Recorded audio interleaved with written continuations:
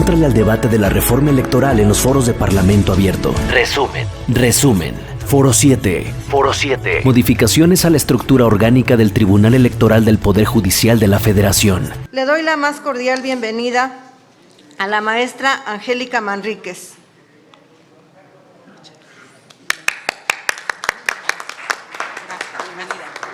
Al doctor Jorge David Aljovín. A la licenciada Silvia Gabriela Ortiz. Al licenciado Carlos Daniel Luna. Al doctor Flavio Galván Rivera. Y a través de Zoom al doctor Eduardo Andrade Sánchez.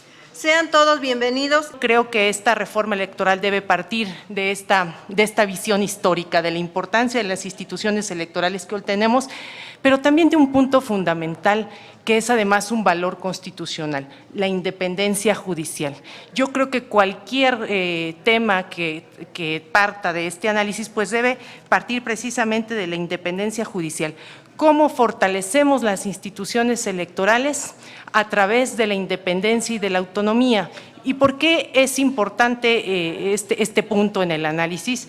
La independencia judicial parece que es un concepto que se vincula nada más con la función judicial, pero no, es un derecho fundamental. Si queremos garantizar derechos fundamentales, si queremos garantizar derechos humanos, necesitamos contar con órganos independientes y autónomos. Está ocurriendo que de pronto las autoridades electorales de facto se arrogan facultades extraordinarias para legislar, lo cual está prohibido expresamente por la Constitución.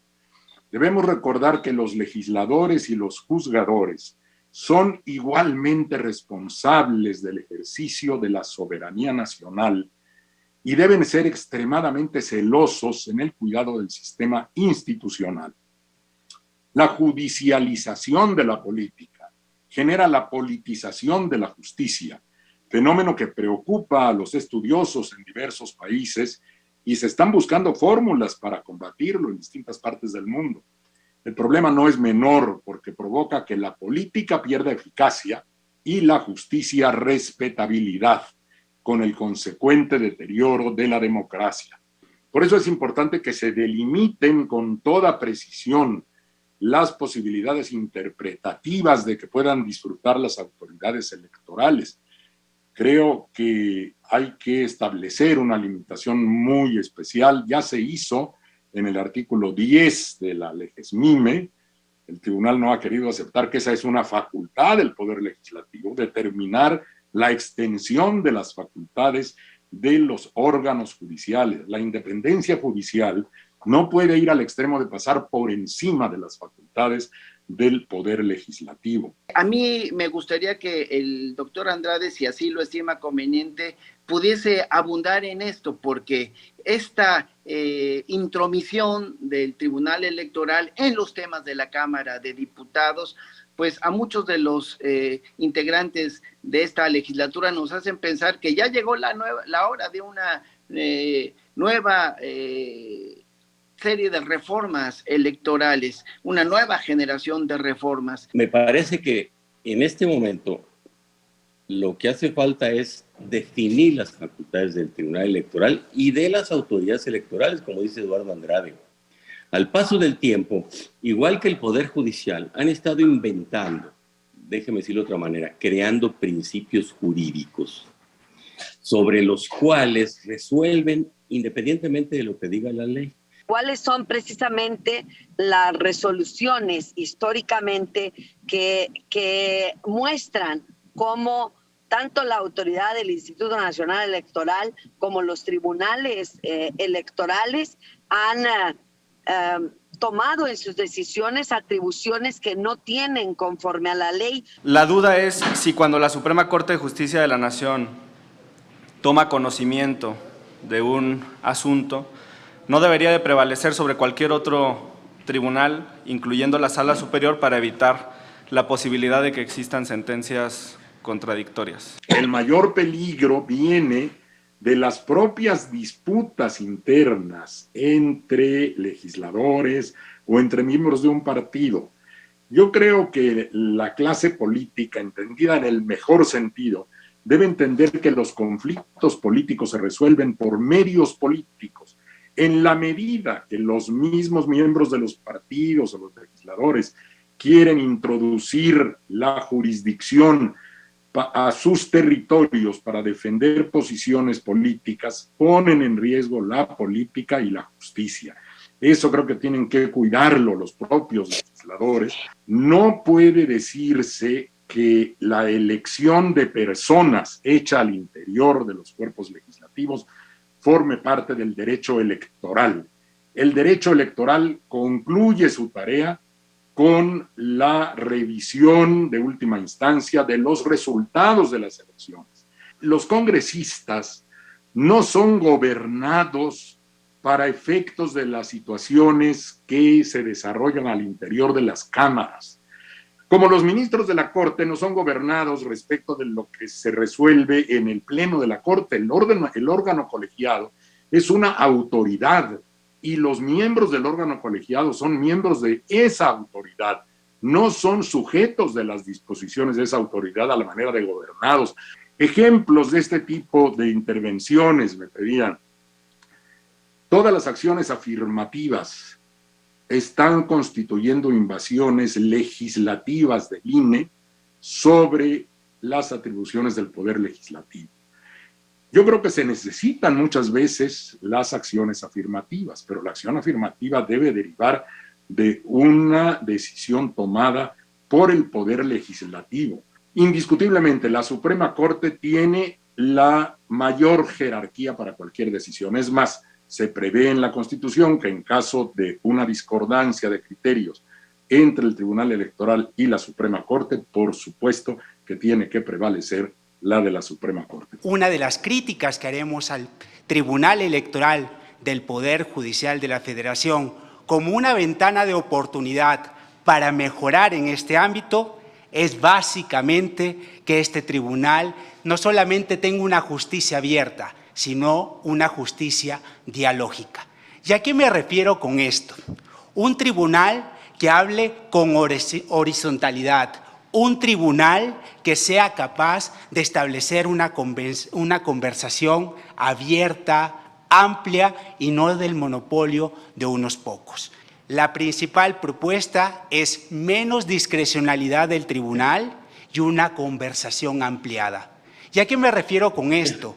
Porque nunca el tribunal ha establecido, ni a nivel constitucional, ni a nivel local, legal, ni reglamentario, ha establecido cuándo se deben llevar a cabo foros, consultas o simplemente determinar si existe o no la presentación de amicus curia. Yo me quiero centrar en un aspecto que ya mi compañera Angélica ha tratado, la importancia de la independencia y de la imparcialidad del órgano.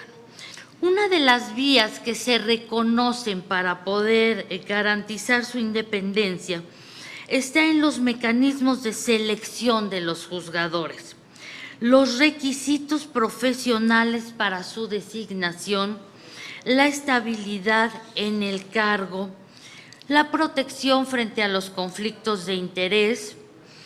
Últimamente debemos de reconocer también las garantías para la integración de estos órganos en condiciones de paridad de género.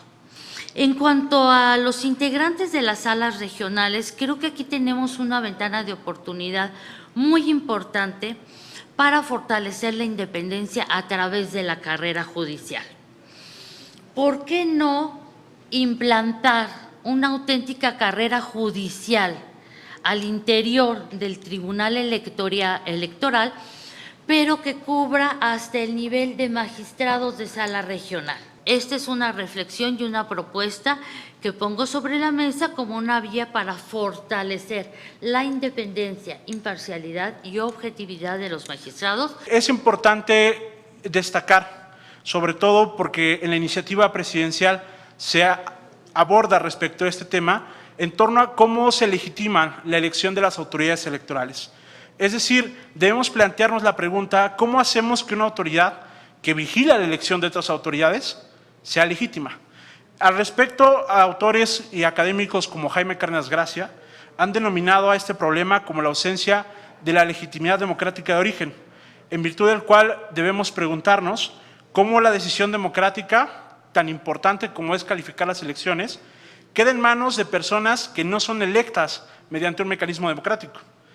Es decir, nos debemos replantear este modelo en virtud del cual debemos preguntarnos a quiénes representan las y los jueces electorales, las autoridades electorales. En segunda instancia, me atrevo a hablar y a preguntar sobre la gobernabilidad del Tribunal Electoral, particularmente por lo que sucedió hace algunos meses en el proceso de destitución que se llevó a cabo en contra del magistrado José Luis Vargas Valdés. Aquí debemos replantearnos, y aquí invito a las y los legisladores a plantearse cómo podemos solucionar o qué alternativas podemos tomar ante estos escenarios donde evidentemente la gobernabilidad de una autoridad electoral que es catalogada por la propia Constitución como máxima autoridad jurisdiccional puede solventarse. Si aquellos orígenes que dieron cabida a la creación de la Sala Regional Especializada siguen vigentes.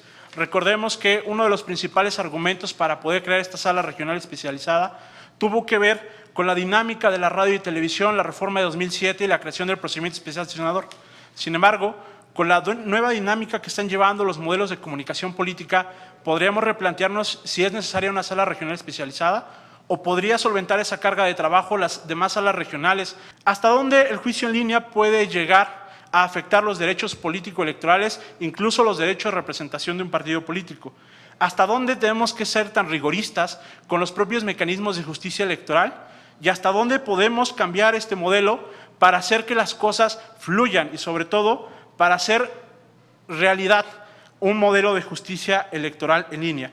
Y por último, y dentro de este segundo bloque de reflexiones, lo que tiene que ver con una nueva ley de medios de impugnación. Deberíamos cuestionarnos si es necesario que los medios de impugnación tengan tantos requisitos de procedencia. El Tribunal Electoral debe ser independiente, como surgió en 1986, legalmente en 1987, y como era en 1990 como Tribunal Federal Electoral, que para mí lo más valioso que perdió con la reforma de 1996 fue justamente su independencia. Si México es una república democrática, representativa y federal, entre otras características, no se justifica la existencia de órganos unitarios.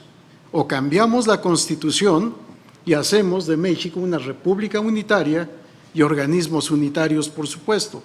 De lo contrario, tiene que ser Tribunal Federal Electoral. Desde hace mucho tiempo he propuesto la integración de 2 salas con 3 magistrados cada una y el pleno de 7 solo para asuntos de estricta constitucionalidad y convencionalidad. Son temas sumamente amplios, complejos, en donde no podemos atar el pensamiento de los juzgadores. El magistrado presidente que no integre sala, pero sí preside el pleno, y el pleno que solo se ocupe de temas excepcionales de constitucionalidad y convencionalidad. Para mí la designación de magistrados debe ser un acto democrático, pero no por voto. Debe ser a una convocatoria abierta para todos aquellos que reúnan formalmente los requisitos exigidos en la Constitución y en la ley. Una comisión de la Cámara de Senadores para revisar la satisfacción de estos requisitos formales. Y todos los que cumplan los requisitos formales ser sometidos a examen de conocimientos, de experiencia, por un comité académico y jurisdiccional con personalidades capaces de calificar. Si la pregunta en concreto es, doctor, ¿cuál es la razón de ser de estos tribunales si en la mayoría de los casos las impugnaciones son resueltas por el Tribunal Electoral del Poder Judicial de la Federación? Las preguntas en concreto es, ¿cómo mantenemos el equilibrio entre esos 3 ámbitos que acabo de decir? Por un lado, la independencia, autonomía, la legitimación y y principalmente esos dos para el nombramiento y selección de magistrados. Y en segundo lugar, ¿cómo podemos garantizar, tratándose de procedimientos especiales sancionadores, el cumplimiento de la normativa relativa a promoción personalizada y uso de recursos públicos cuando actualmente el tribunal no tiene facultad para sancionar y acaba siendo remitido a las Contralorías o al Congreso de los Estados si no hay superior jerárquico? ¿Por qué introducir la suspensión? Eso es lo que me llama la atención y quisiera que me contestara amablemente la ponente, la doctora Angélica. Es cuanto. Muchas gracias, presidenta. Me permito preguntarle a todos los ponentes, desde su perspectiva, ¿cuál sería su opinión que tienen sobre el ámbito de competencia del Tribunal Electoral por la vía de sentencia, inmiscuirse en asuntos y temas estrictamente legislativos? ¿Cuál es la razón de ser de los tribunales electorales locales? Resolver todas las controversias de elecciones, tanto municipales como elecciones de diputados, congresistas, locales y de gobernador. No tuve la suerte de obtener el dato estadístico, pero del 100% de asuntos que se conocen en los tribunales locales, es mucho menos del 40%, pero mucho menos. Anda alrededor del 20%, no tengo el dato exacto, los que llegan al Tribunal Federal. Yo creo que este control jurisdiccional que se lleva a cabo es adecuado. Debemos revisar con mucho cuidado para que solo sean casos excepcionales los que lleguen al Tribunal Federal en cuanto a elecciones locales y municipales. Por supuesto, tenemos que revisar qué actos sí son competencia del tribunal, qué actos no. Legislativos, definitivamente ninguno. De organización y funcionamiento, probablemente sí. Cuando se presentaron los primeros casos y que yo era magistrado, están ahí mis votos particulares, en donde dije con toda precisión, esto es derecho parlamentario. El tribunal es tribunal electoral, por tanto no tiene competencia. Pero la organización y desorganización ha evolucionado y tenemos que evolucionar también nuestra legislación. Solamente comentar algo, y creo que el punto es medular. Creo que al final del día, de lo que se ha planteado en esta mesa, tenemos que evitar lo que se ha denominado la supremacía judicial. Y a lo que debemos apostar es a la supremacía constitucional. Por lo tanto, no importando si es ejecutivo, legislativo o judicial, creo que es un llamado de atención, a partir de lo que nos comentaba el diputado Vázquez también, que hay que regular este tipo de materias porque hay cuestiones políticas no justiciables. Y ese es un debate que nos tenemos que dar. Si vamos a hablar en especial de sala superior, para mí esta inamovilidad debe empezar por el plazo de designación. Creo que debe ser el cargo de magistrado de sala superior un cargo terminal. Después de ser magistrado de sala superior, nada más. Si yo postulo la independencia del Tribunal Electoral, debo también postular la independencia del Servicio Jurisdiccional Electoral. ¿Cómo garantizamos la independencia? Revisando toda la historia del servicio público o del servicio profesional independiente del candidato al que vamos a designar. Mi propuesta va en el sentido de que repensemos de que la figura de la prohibición de la suspensión en materia electoral, repensemos esta figura cuando se interpongan los medios de impugnación en materia electoral. Seguramente aquí las legisladoras, los legisladores alguna vez han tenido que presentar algún medio de impugnación porque consideran que el acto resolución partidista o de la sala o de la unidad técnica de fiscalización, que es muy común en el INE, dicta alguna sanción, alguna medida, interponen el medio de impugnación y tienes que esperarte hasta la resolución. Mientras tanto, tu derecho se está, desde tu punto de vista, violando, se está infringiendo. Me parece que el elemento evaluación, el elemento examen para la designación, por ejemplo, de los magistrados regionales, que aquí también se mencionaba, es importante. Quizá valdría la pena el proceso de la Suprema Corte que incorporara la evaluación de los participantes, y eso nos permite eliminar un factor importante, la discrecionalidad, ¿no? Se decía, yo creo que con justa razón, que los juzgadores se legitiman a través de sus resoluciones. Entonces vamos a buscar juzgadores que puedan dictar resoluciones que cumplan los parámetros de legalidad y constitucionalidad a los que aspiramos que se apeguen todas las resoluciones y todos los actos dentro de los procesos electorales, no forzosamente porque tengan la misma fuente de una elección popular. Creo que vale la pena reflexionarlo. Yo replanteo nuevamente la cuestión de origen de legitimidad. ¿A quiénes se deben las personas magistradas? ¿A los partidos políticos? ¿Se deben a acuerdos políticos? Realmente, si una función debe ser jurisdiccional, ¿es válido que se deban a los partidos políticos?